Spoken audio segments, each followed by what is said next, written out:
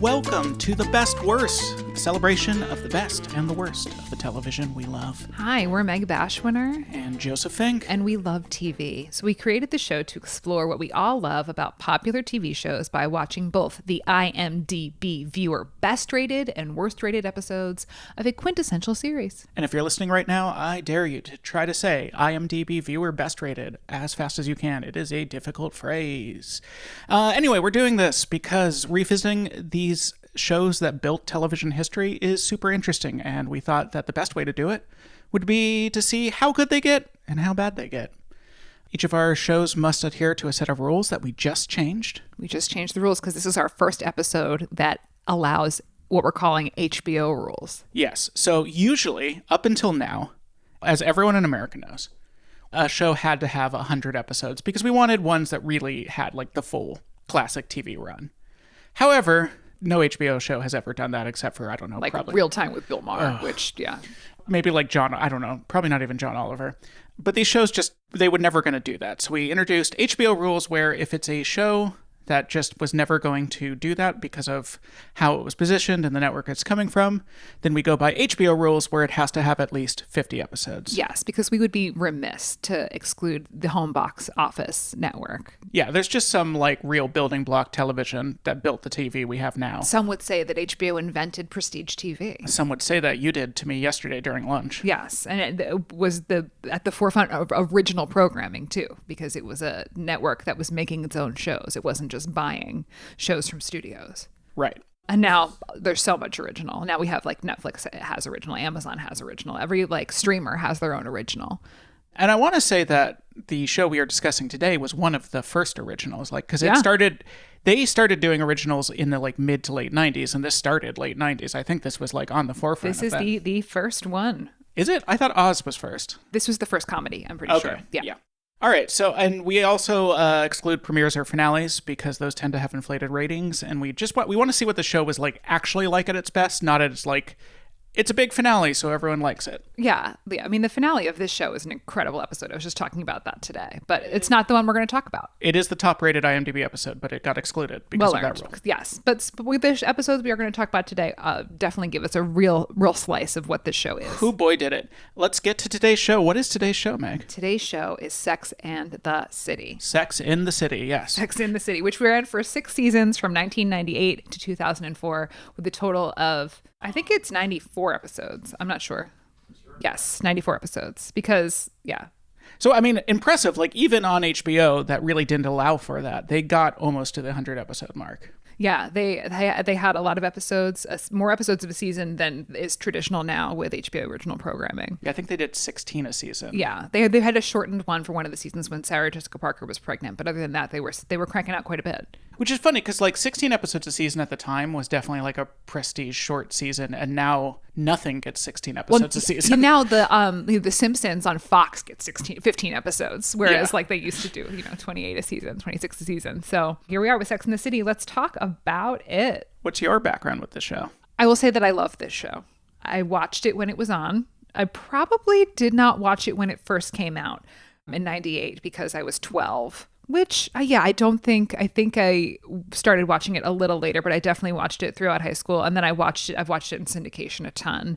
There is a specific, Joseph, when you went away for a month to go backpacking through Europe after you lost your job. Yeah, I had lost my job and I hadn't gone on like an actual vacation in years. And I was like, I think I'm just going to go to Europe for a month and like backpack around and do that because I've never done that. This was in 2012, I think. 2013. 2013. So this was in 2013. So during this time, we had just moved in together and I was alone in our apartment for a month. And I rewatched all of Sex and the City. And it was just like always on. It was just always on. So I have when I think about this show, I am like back in our little apartment on Bedford Avenue.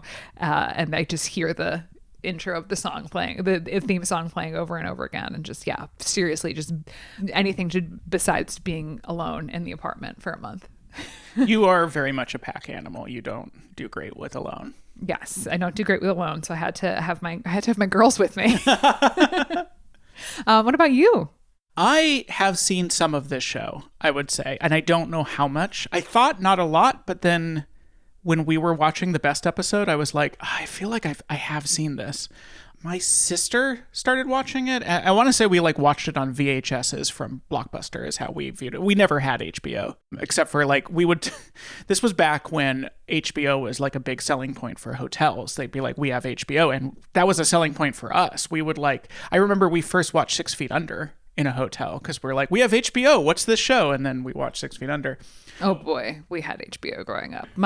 There was never a cable package that my mom didn't insist. My mom was always at the forefront of television watching. We had a TiVo right when TiVo came out.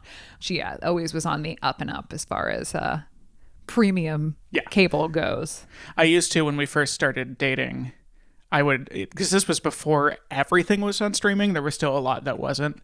And so, like, when I was hanging out at your house, I would get to be like, oh, all these Showtime shows, let's watch these. Yep. Which sort of brings us to talking about HBO and talking about cable. This is, I'm pretty sure, our first cable show that we're discussing. I think so. I'd have to look. I'm pretty sure this is our first cable show. So let's talk about cable. This is our first cable show, unless Buffy was network, right? Buffy was network. And then Next Generation was direct to syndication. Yeah. But HBO, cable. Home box office. The home box office network, which was the first pay cable network that you could get. And it was a multiplex. So you'd get a couple channels with it. And because it was a pay cable, they didn't have to follow the FCC rules. So they could show at any time of day, they could show nudity, they could show extreme violence. Really, there was no holds barred. And then they had no advertisers that they were beholden to. So they didn't have to really worry about content. And as a result of that, they could, be on the forefront of talking about homosexuality. They could be on the forefront of, with this show, with having women talking about sex with each other. So, and then also, they also had all the dirty stuff too, right?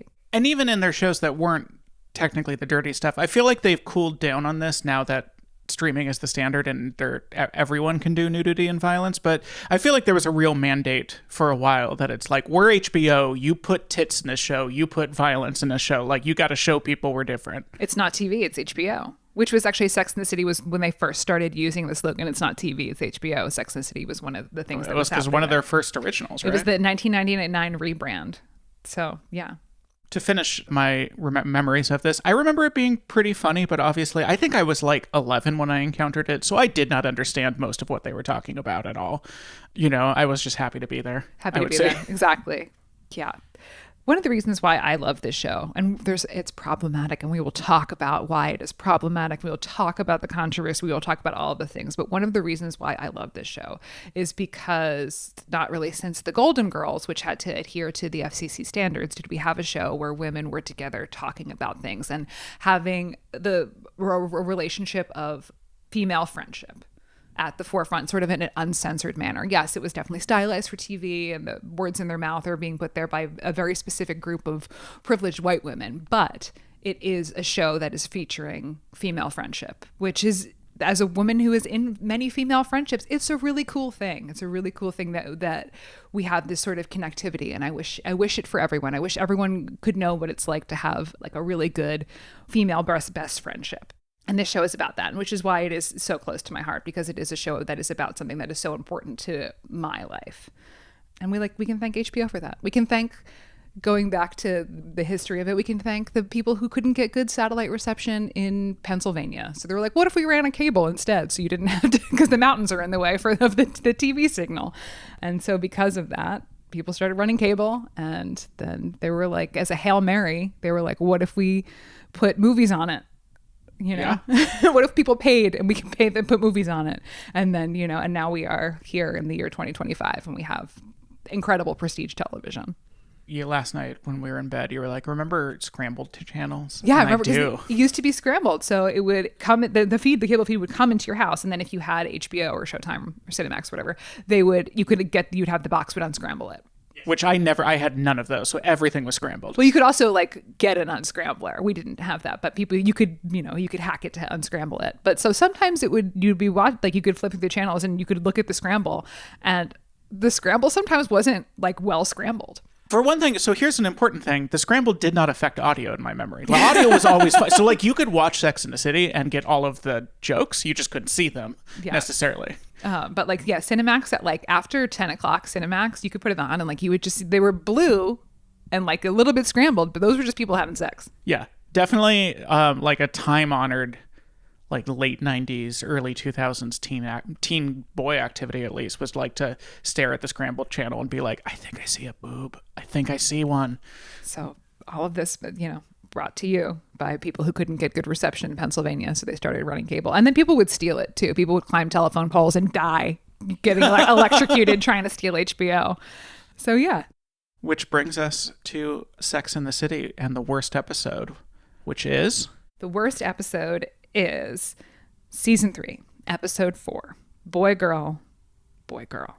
And let's talk about it. I can read you the description of this. So Carrie dates a 20-something man who is openly bisexual. Miranda deals with personal issues when Steve proposes moving in with her. Charlotte poses as a drag king for an artist at her gallery. And Samantha butts heads with her new 20-something male assistant. And of course, Alanis Morissette guest stars. Alanis Morissette is there. Very unexpectedly for me. I didn't know anything about this episode, and just suddenly Alanis Morissette was there. I was not expecting her either. Out of nowhere. There she was.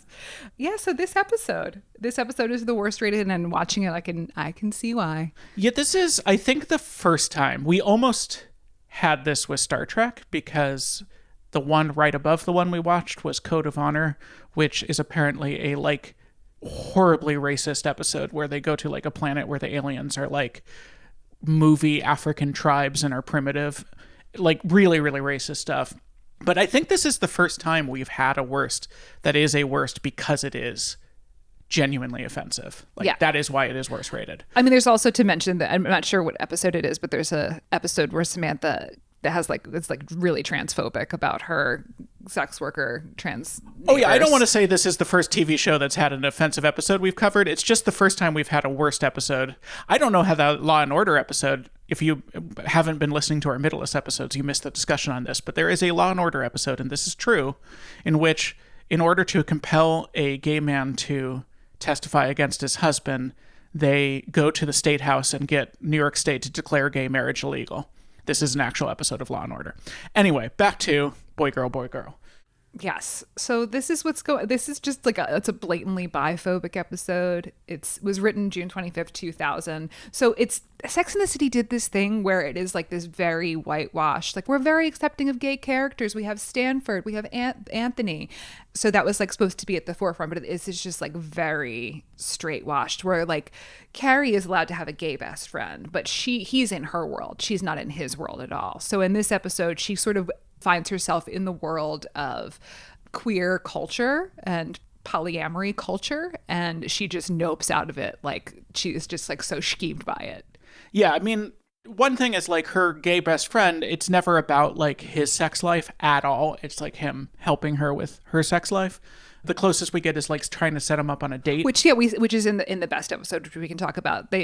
Carrie wants to set him up with someone, and so Charlotte's oh, I know a gay person, and so it's not just I know someone who'd be good for you. It's oh, I know someone who is into what you're into sexually, right? So, but this is an episode, this one, that takes two things. It just takes for complete granted. Is that one, having someone you date be bisexual is a problem. They all agree on that. They're well, of course it's a problem, and then. 2 or B, I forget what I started with. Either 2 or B. So for D. For D. That at least men who are bisexual are just secretly gay. They all agree on that as well. Yeah, this episode is also tackling gender in a way that is really intro to. Charlotte's has a gallery, Charlotte's gallery, which is always a fun place to be, and she has a artist in there who takes pictures of women in drag as men, and it's this very edgy thing that women, there's a man inside every woman and there's a woman inside every man, and then Charlotte ends up being a model for him, and it's very awakening for her, and she's initially very uncomfortable. And then also when we get into, they're sort of tackling in each plot. In the Samantha plot, we're talking about she hires a man to be her assistant. Ooh, how subversive. A man could be a secretary. And they butt heads because he's still very, there's a lot of machismo and ego, and Samantha just butts heads with that, and then ultimately she ends up firing him and fucking him. And then in the Miranda plot line, Miranda wants her own space, but Steve is there, but she loves Steve, but she has trouble letting him in. And yeah, it's a little bit like commitment phobia, but what if it was a woman? But what if it was a woman? Yeah, Steve says to her, gosh, Miranda, you're like the guy sometimes, and just the way that falls.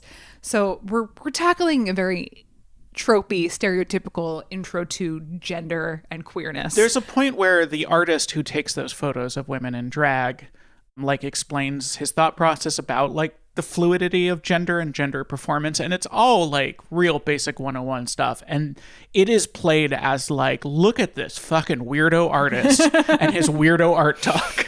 Again, it is the year 2000. The Chapel Brown has not Chapel Browned yet, you know? Yeah. The drag has not raced yet. So, you know, we are where we are. I mean, we are pre-Bush even. Like, we have not even gotten to the Bush era. Well, like, we are still in the Clinton era. Even just in the history of the show, eventually Samantha goes on to go into a relationship with a woman, and then into the future, Miranda turns out to be lesbian, bisexual. Like, what's the... Well, I don't know about the character, but Cynthia Nixon is bisexual. Yes. Which is like, they gave her lines that are so biphobic in this episode, and it's just like, what is she feeling? She's probably not out to them, maybe, and like having to do these lines that are like, bi people don't exist. Yeah, and we're not going to really dive into And Just Like That, which is the sequel to Sex and the City, but in that show, Miranda is in relationships with women. So, you know, we get there. We live and learn. We live and learn. You know, there's lots of the criticism of Just Like That is again, still very whitewashed and still very privileged.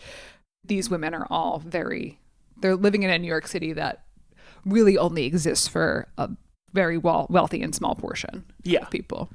I just wanted to note, speaking of like HBO trying to define itself as like, you can't do this on TV, that within 10 seconds, there is a fully like top to bottom nude woman on screen.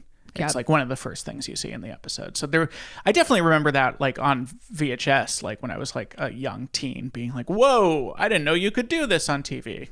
And then that's definitely what the HBO executives were going for here.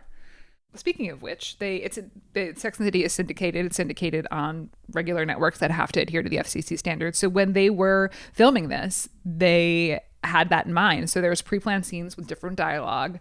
There's different content. There's also they shot scenes multiple times. They shot scenes multiple times to change the way that was, so that they had a 22-minute cut with ad breaks that could go on, you know, wherever it airs. I don't even know where it is on syndication. That's fascinating. That's very like there's the story about the classic Bela Lugosi Dracula. While they were filming it, while they had all the sets and costumes, they just overnight, when the set was empty, they brought in Spanish-speaking actors and just did shot-by-shot a Spanish-speaking version with all the same camera setups, sets. There's this thing, there's like a very old tradition of like shooting more than one thing for different audiences. Well, you're there. That's the time to do it, is when you've got everyone there. When the lights are on and everyone's already in hair and makeup. Leaving aside the biphobia, one very dated thing in this show that just really sticks out now is, my God, Carrie just is always smoking. There is not a single shot in which she does. There is a point, as you pointed out, like she's on a date at a skating rink, skating around a skating rink, and she just has a lit cigarette in one hand. And she's like stumbling. I'm like, someone's getting burned. Someone's getting burned. And they also, she goes to the party at this like loft party, this queer bacchanal, but there's also a baby there, and she's just like lighting up next to the baby. So, you know, it was the year 2000. We also, speaking of the year 2000, those towers still a standing. Oh yeah, so the World Trade Center in the opening credits. There's like a fascinating gap here because this was season, what was this, 3? Yeah, and the World Trade Center is in the credits. I guess this was 2000, so this was in the Bush era, and then Our Best is in season 4, so just one season later, and the World Trade Center is gone. So it's like they had to do a very quick, like, oh shit, we got to redo these credits. Yeah, this episode premiered June 25th, 2000, just before New York City changed in a very big way. Yeah, which they were there for, and I'm curious, we didn't really see this happen, but I'm curious how much that was addressed in the show of like how New York City changed. There's a reference to, so Carrie is dating a younger man. And this is before, I guess, the word millennial existed. So they keep referring to him as Generation Y. But also, he's not fucking he's like 28, which... I think he's 24. 24. But okay. You're 24 in the year 2000, which means you were born in 76. 1976 is not a millennial. No, it's after 1980. So, but like, he's cuspy. But still, they're so different. Yeah, he is fully the same generation as them. Yes. So, but I do think it's funny that the stereotype still exists that like the generation after you is just so different sexually with their like, you know. Yeah, we still have this with millennials being like Zoomers. They're like Zoomers are all their they thems and they're, you know, like, and they don't like sex. Yeah. Like, I don't know. Why is it your business? Why is it your business? Like evolution, right? There's a reference to an internet magazine, which is fun. Yep. There's also a reference to what Giuliani will think of the gallery show. Yeah. We're still in Giuliani's New York, and this is before he was briefly liked. Yeah, this is before he was America's mayor. He was America's mayor and then was filmed trying to assault a Borat actor by the Borat movie. So a real up and down for Giuliani. Yeah. The Four Seasons landscaping and the bread shoes and the hair dye and the farting and the... We haven't heard from Giuliani in a bit. You know, maybe he died. I think they would tell us. Carrie talking about bisexuality. Here's some things she says. She calls it a lack of sexual orientation. And she says, when did all the sexes get all confused? Yeah. Miranda mentions having smelly sponges at one point when she's like, I'm kind of the man of this relationship. And man, I judge people who have smelly sponges. That's all. You take care of your sponge. It's real easy to keep your sponge from being smelly. You just got to...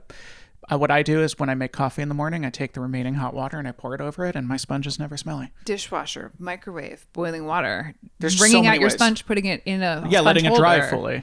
and then replacing it when it gets done. Because guys, sponges. Yeah, you just listen. You buy like a pack of 10, and then it's okay. And then at the end, as we've mentioned, they go to this. He takes her to like. As you said, it was like a party that looked like the kind of parties we used to go to at our friends' apartments, like in the early 2010s. Yeah. Like it's not a shocking, but this is not a sex party. This is just like some people hanging out at an apartment listening to music. And first off, it is hosted by her boyfriend's ex-boyfriend, who is now has a baby with another guy. So he's like, everyone has fully moved on, but Carrie is so freaked out that her boyfriend's ex-boyfriend is there. And then they do spin the bottle, and Alanis Morissette, who is there, spins it and it lands on Carrie. And Carrie at first is like, you can't kiss me, I'm a girl. I think she like even specifically like says that word for word. And then Alanis Morissette kisses her and she panics and leaves and never speaks to that guy again, because the ending she lands on is, I'm too old to know about bisexuality, is where this episode ends up. I read an interview with Sarah Jessica Parker about this episode where she was asked about the Alanis Morissette thing, and she's like, I remember that day. She's like, I've never seen it because apparently she hates watching herself on screen and so has never seen any of Sex and the City. But she's like, I remember it was a nice day of shooting. Anything else on this very biphobic episode? Should we talk about our writing and directing team? Oh, yes. I got that together right here. So it was written by Jenny Bix. She went on to write a bunch of stuff. She wrote the movie The Greatest Showman, which is a movie that I feel like didn't make much of an impact when it came out, but it's become, I definitely feel like it's become a cult favorite. There's like people who are really into The Greatest Showman. She was also the showrunner for Welcome to Flatch. I did this research once that before the podcast Welcome to Night Vale came out, there were like a grand total in the history of movies and television, 2 things called Welcome to Place Name. And since Welcome to Night Vale has come out, there's been something like 15 different TV shows and movies called Welcome to Place Name. So this is one of many that are like, oh, what a popular and fun title format. I will also borrow this one. That's all. And then it was directed by Pam Thomas. She was a music video director. Her first one was a music video for Raw Bass and DJ Easy Rock. And then Sex and the City was her first non-music video directing job. So she shifted to television there. It's a rarity for an episode to not have Michael Patrick King's hand on it, like specifically credited on it. He is best known for writing and directing Sex and the City and its film adaptations and Just Like That. Sex and the City is based upon Candace Bushnell's book of the Sex and the City anthology. And Candace Bushnell met Darren Star. I think she profiled him for Vogue or something, or she was profiling him for something. And he's like, let's adapt Sex and the City for TV. And so he put together the pilot and they ultimately sold it to HBO. And then it kind of became Michael Patrick King's show. Yeah, it very much is. Like Other than the pilot, he wrote every premiere and finale. He wrote and directed both the movies. He's created the new one. We can talk more about him because he wrote and directed the best episode, so we can talk more about him there. But very much his show. Anything else on the worst episode, or should we get to our intermission? Let's intermish. Our intermission is How is that theme song? Bum, bum, bum, bum, bum. It's a great theme song. I think the credit sequence is really cool and good. We're seeing Carrie in the city. It has a story. She's in her little ballet tutu and she's walking around the city, and then she sees herself on a bus and then gets sprayed with the bus puddle. Yeah, I think it's fine. We get images of the city. Some of them have the Twin Towers and then some of them do not. And we'll never know why that is. The music it's just like a little Latin thing that I feel like any number of composers, if you were like, write a little Latin thing, they would probably write something pretty similar. There's nothing about it that like stands out super for me. It feels very of its time, where it's like, what's like sexy and fun, and well, this would do it. It's got that like, yeah. So I tried to search who wrote it, and it turned out to be like a really hard thing to find on Google. I got sidetracked with two different wrong names that were like, it's this person, and then I would look into them more and I'd be like, it's not that person. They just like wrote the music for a couple episodes. I finally found it, Doug Cuomo, and then in retrospect I realized I could just look at it on IMDb, and he was credited as the composer of the theme. So I probably should have started there. Thanks for walking us through your research. Doug Cuomo, the reason he's hard to find though, I think, is so Doug Cuomo now has used the money he got from that to just fully transform himself into like an art composer. He does a lot of modern classical. He does modern opera. Nowhere in his internet presence does he mention writing for TV. He has fully scrubbed that from his history. And so I think he is not eager to take credit for this theme song. But he did a number of things. He did Batcave, The Misadventures of Adam and Bert. And he did The Orgasm Special, a real sex extra. Yeah, it definitely has a real sex vibe to it. Yeah, so he did some like TV work in the 90s, and it made him enough money that he then could If he got ringtone royalties, my gosh, the life you could build based off all the girls I went to college with. Well, they used reformatted versions of the theme in both movies, so you get paid again for that. I'm willing to bet he made so much money off this theme. Good for him. Good for him. Good luck too. Let us get to the best episode. Best episode is Season 4, Episode 2. The Real Me. The Real Me. The description of which is, Carrie is reluctant when asked to be a celebrity model in a high-profile fashion show. Miranda gets a lesson in confidence when a buff guy at the gym asks her out. Charlotte works up the courage to look at her depressed vagina in a hand mirror. And Samantha immortalizes herself by having nude photographs taken. The Charlotte plot is why I was like, oh, I've seen this before, because I remembered the like plot line about looking at your vagina in a mirror. I was like, oh, I definitely have seen this episode. I remembered none of the rest of it. This episode, June 3rd, 2001. It was, Michael Patrick King won the Primetime Emmy for Outstanding Direction for a Comedy Series for this episode. So yeah, he wrote and directed it. This was a Michael Patrick King special. It's funny because highly recommend this podcast, The Worst Idea of All Time, which is about two New Zealanders watching the same movie every week for a year. They start with Grown Ups 2 and watch that 52 times, and you can watch them slowly go insane. And then for their second season, they decide to do Sex and the City 2, the second movie, written and directed by Michael Patrick King, which is like a almost 3-hour movie. So they had to watch an almost 3-hour Sex and the City movie 52 times. And my main impression of Michael Patrick King was from that podcast, where he is like the villain of the podcast. They hate Michael Patrick King and what he is doing to them. Yeah. Also, there's a Margaret Cho guest star. Margaret Cho, yeah. The vibe I got from these episodes that we saw, where it's like, oh, this is the kind of show where it's like a celebrity is like, how can I get involved? And they're like, come on and be in the show. And so I just feel like there was a lot of celebrity drop-bys.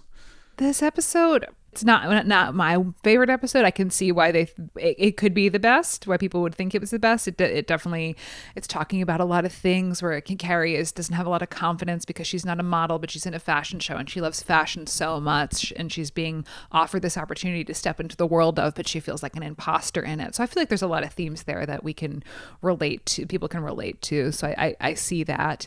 It was also just a splashy one because... also Alan Cumming's in it, too. Alan Cumming, Margaret Cho, Heidi Klum, Ed Koch. Like it's very much a like they like cashed in all their celebrity chips and put them all in one episode, and I do think that probably had a lot to do with the eyes on it. And then it also is just Carrie getting to be in the world of the Charlotte depressed vagina thing is, it's them tackling women's issues and speaking about them frankly. So what that means is her doctor tells her that she has to take antidepressants, not for her, but for her vagina, because she has a depressed vagina. It's never really explained what her doctor meant by that, but yeah. So again, you just look at the incredible amount of privilege that is on display in the show, where Charlotte's like, Carrie, who's your gynecologist? And Carrie's like, this lady, I love her. And Charlotte's like, yeah, I'll go. And then when I think about experiences in my life, people are like, yeah, you can go to the Planned Parenthood. Is it open? Yeah. Can I that sort of I don't have insurance right now. What should I do?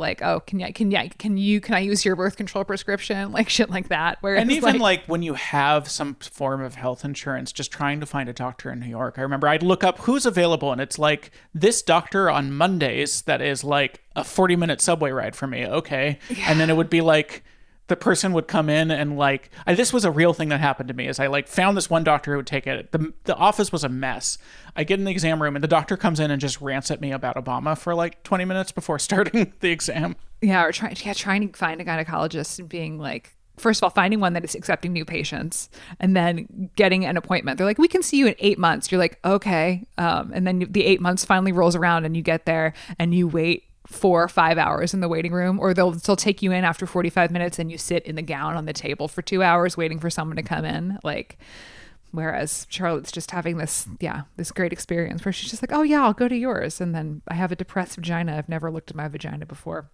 And Samantha has nude photographs taken of herself. And there's also, what is his name? He's Buster on Arrested Development. Oh, yeah. Tony Hale. Tony Hale, the great Tony Hale, is also in this episode, whereas Samantha's trying to get him to react to her naked body, and he's not. He's the photographer's assistant, and she feels like and she also goes to have the photograph matted of her naked, and the guy's just like, whatever, it'll be ready in 2 days or whatever. And she's, she doesn't need men to validate her, but she really does need men to validate her. And that ends with the delivery guy sees the naked photo and is like, nice ass, and she's very excited and gives him a huge tip. The delivery guy, not an actor I recognize, but really giving the vibe of oh, you tried to be a Saturday Night Live cast member. You're really serving wanted to be a Saturday Night Live cast member. And then we have Miranda gets asked out on a date by a guy. She goes on the date with him. It goes well. He talks the whole time. She doesn't get to say anything, but he's cool. So she's like, let's go out again. And then she tries to be confident and be herself and talk. And then he never wants to see her again because she was confident. So he was attracted to her being, not confident. We didn't really talk a ton about, we didn't talk about controversy in the controversy section. So I guess we can do that now with critiques of feminism. Whereas a lot of the way Sex and the City feels a bit post-feminism, we're well, you're all equal, but we're tackling themes that are men are attracted to women who aren't confident. Samantha is supposed to be this confident woman, but still needs the validation of men. There's also so much sex worker shaming in this episode. There's 2 different jokes that are built around the idea that not just being a prostitute, but being in any way involved with a sex worker, even as a friend, is the worst thing that could possibly happen to you. Yeah. And then all that Carrie stuff where she's just I'm not a model.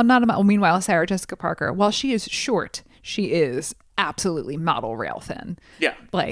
Just even after having twins, just absolutely they change her outfit. They're oh, you just have to wear these sparkly underpants. She's I can't do that. And then she does. And it's just okay, your stomach is the most flat thing in the entire world. Your legs are incredibly sculpted. I'm not a model. I can't be I'm a real person. Where Sarah Jessica Parker, you're a lot of things. A real person. Technically, yes, but Yeah, I was listening to another podcast recently that was talking about and then the ugly one in the movie who is always going to be an 8.5 out of 10. Yeah. TV ugly, movie ugly is always oh, you're a very attractive person. Yeah, so there's some critique. There's also the elephant in the room is that Samantha, played by Kim Cattrall, and Carrie, Sarah Jessica Parker, do not get along. Which I never see on the show.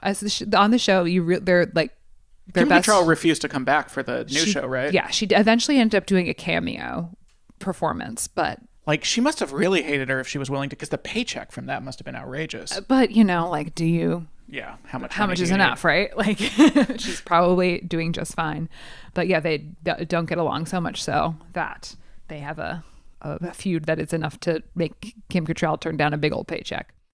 Some notes I have, there's these fun dated things. Miranda, when she's approached by the guy, is listening to music. She's in the gym and she has a hand strap CD player. Like, it's like one of those, it's a little Discman, but it's like strapped to her hand. Even still, because she's running, I feel like if you're running and your hand is moving like that, that CD is going to skip so much.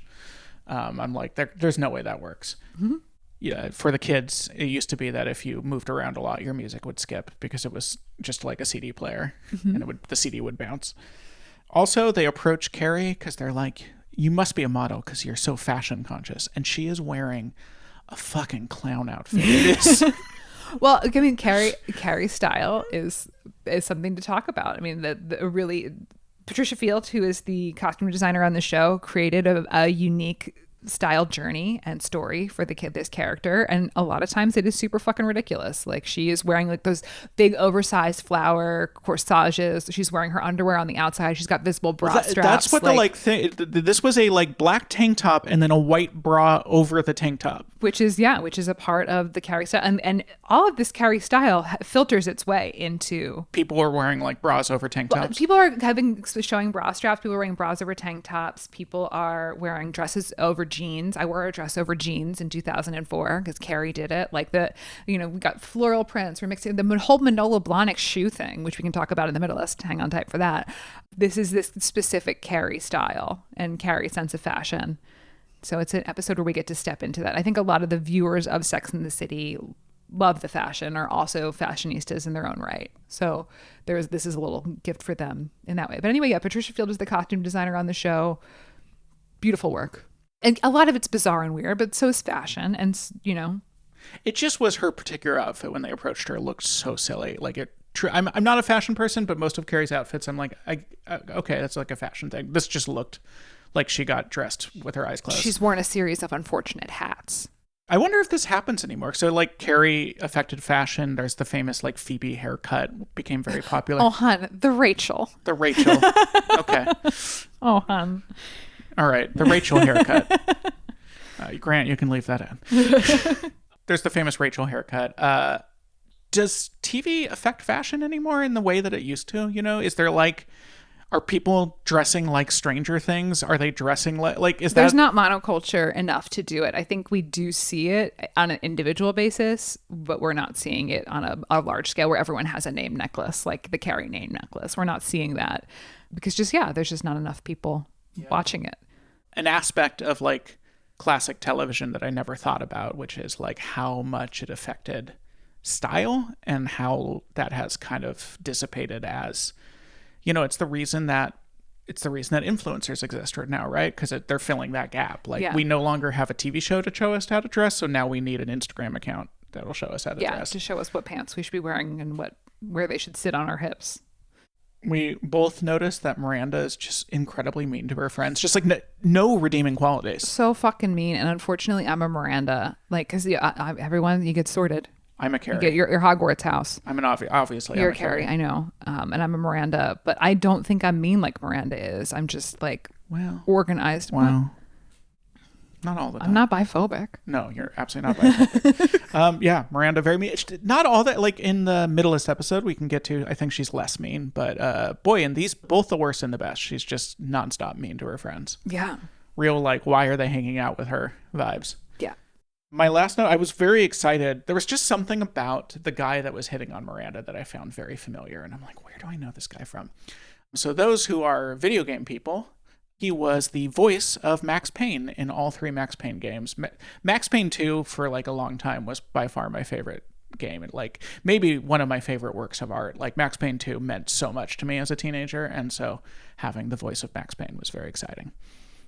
We talked about Michael Patrick King. Yes, we did. And he was the writer and director on this episode. And yeah, he went on to create Two Broke Girls, which I did not know was also created by him. Yeah, if we look at sort of the driving forces behind this show, we've got Darren Star, who's not super involved, but did adapt it for TV. We've got Candace Bushnell, who's, source material. And we can tell our Candace Bushnell story in the middle list. We have a personal Candace Bushnell story that we'll save for that one. And then, of course, Michael Patrick King. And then there's, a number of writers who worked on the show. The writer's room was predominantly female, which is ahead of its time. Lots of gay men, women. And then they had the one straight guy who I encourage you to go. Yeah. So Liz found this out yesterday while listening to the wonderful podcast, If Books Could Kill, about He's Just Not That Into You book, originated from this TV show, Sex and the City, originated from the writer's room. And it was written by 2 Sex and the City writers, predominantly by the one straight guy. The one straight guy in the room. Whose entire insight was just like, if a guy doesn't want to spend a lot of time with you, he probably isn't that into you. You don't even know how pivotal that is to hear. I encourage you to go straight from here to listening to the If Books Could Kill episode about He's Just Not Into You, because it extrapolates out what Sex and the City does to the culture, where it goes straight from a Sex and the City thing to like actual dating advice, to where these 2 completely unqualified TV writers are like becoming dating gurus and don't really know how to do it. It's an interesting story that happened there. Now that we've seen these episodes, how would you say you feel about Sex and the City now? I feel the distance. I do feel the distance from when this was created to where we are in our life timeline now. You do see the age of that, based on the tropes they're using, the stereotypes they're using, the CD players they're using, the towers that are still standing, the sheer amount of cigarettes, but in the best as well, by the way. Like, she's just always holding a cigarette. Yes. Carrie does eventually quit smoking, and then goes back to it. And there's a saga for Carrie and cigarettes. But yeah, so I feel the distance from it. I have so much respect for it. Looking through with, my personal feminism, with the work I've done there, looking back at it with those eyes, it's different than when I watched it at 18. So yeah, I feel myself having a distance from it. I feel the age of it looking back at it. But again, I do see so much craft, and I do see what is just the beginning of prestige TV, beginning of original programming. So there's a lot of reverence that I have for HBO and for what they have made and continue to make. I see that in these episodes. And, I love girl friendships, and this show's about girl friendships. And even at its worst and at its best, I'm happy that it exists. How about you? Well, as I said, when I watched it last time, like, I had this sense of like, oh, this is exciting because it's HBO, but I also just didn't. I realized I couldn't have been 11 because this show did not exist when we were 11. With 12. Yeah, I was probably, because it was on VHS already, I was probably like 14 to 16, somewhere in there. But even still, you'd seen a scrambled boob at that point. I'd seen some scrambled boobs. It was like kind of at the beginning of internet porn, but internet porn was still pretty not there yet. So it was still like kind of, there wasn't a lot of places where you could see sex and see sex talked about it. I remember one of the episodes I watched was about like Charlotte getting addicted to her vibrator, and I think that was kind of where I learned about vibrators and how they worked, was that episode. So coming back and like understanding what they're actually talking about. It's Miranda, not Charlotte. Is it? I remember it being Charlotte, because I had like a thing about Charlotte when I was watching it as a teen. I was most into her. Yeah. I would say I no longer feel that now. I find Charlotte a little off-putting because she's very much the like shitty rich one. They're all the shitty rich one. She's the most shitty rich one. Anyway, coming back and like knowing what they're actually talking about, I'm going to say that the show was better for me when I didn't know what they were talking about, and it was a little more just like, I'm so excited to be here, and now I'm like, there's a lot of like lines that trip me up. Yeah. Which is to say, would we keep watching it? For me, I think I'm good. I think I am probably good on Sex and the City for my lifetime, personally. I think that I have watched enough of it, having watched it and rewatched it. I think I've probably had enough Sex and the City in my lifetime. Happy to have known it. Okay, well, there you go. So continuing our celebration of our new HBO rules, and really the reason we changed the rules in the first place. What is our next show, Meg? It's The Sopranos, you guys. Bada bing, gabagool. Mozzarella, gabagool. Meg, we'll talk about this, I am sure, quite a bit, but she grew up in deep Sopranos country, like right near all the filming locations. Yes, and I am the exact age of AJ Soprano, so it was, in a way, a slice of my own childhood. Yeah, and your own mob boss dad. Jack Bashwinner. Not a mob boss. Could not be less like Tony Soprano, honestly. Yes. Yes, he is the opposite of Tony Soprano in every way possible, which is great, it makes me have had a happy childhood. Yeah, that's what you're looking for in a dad is the Yes. opposite of Tony Soprano. Yes. So we'll see you for Sopranos. Thank you so much. Check out our Patreon only show. That's every other episode, The Middleist, where we'll be discussing the exact Middleist rated episode to see what the show looks like when everything is exactly average. That episode is season 4, episode 16, Ring a Ding Ding. And spoiler, it's another Middleist that we liked more than the best. This is becoming if you're missing the Middleist, you're missing often the best episodes. We think we often enjoy it at its most average. Yeah. Agreed. Join us for Ring a Ding Ding. I don't know. Bum,